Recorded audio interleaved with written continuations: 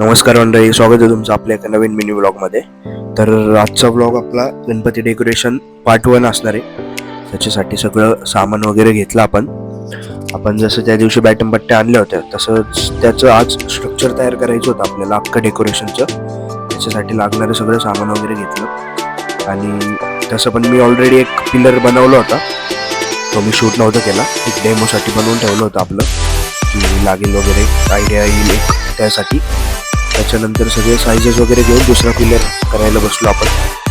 Chilli पिले घ्यायला होते आपल्यासोबत सगळी, त्यांना घेऊन मस्तपैकी करत बसलो. त्याच्यानंतर हे पुढच्या पिलरची साईज वगैरे घेऊन दुसरा पिलर सुद्धा आपण केला. तसेच छोटे छोटे पिलरचे सुद्धा माप घेतले, जे मागचे सोप्याच्यानुसार साईजेस करायचे होते आपल्याला, त्याच्यासुद्धा मी एक साईज घेतली. तुम्हाला तर माहितीच आहे परफेक्शन किती परफेक्ट लागतं या गोष्टींसाठी, कारण की थोडं सुद्धा चुकलं तरी अख्खं डेकोरेशन खराब होऊ शकतं. त्यासाठी प्रॉपर परफेक्शन घेऊन सगळे साईज परफेक्ट घेऊनच तयार केले. त्यानंतर हे चिली पिली उभं केलं होतं तिथे साईज वगैरे चेक करायला.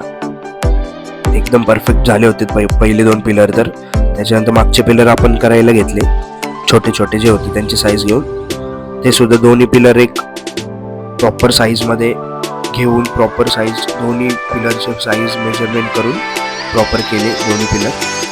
दोन्ही पिलर झाल्यानंतर दोघांचं सगळ्यांचं माप वगैरे घेऊन बघितलं मी, सगळे साईजेस सगळे लेवल्स चेक केले की सगळे ओकेमध्ये बसतंय का नाही सगळं.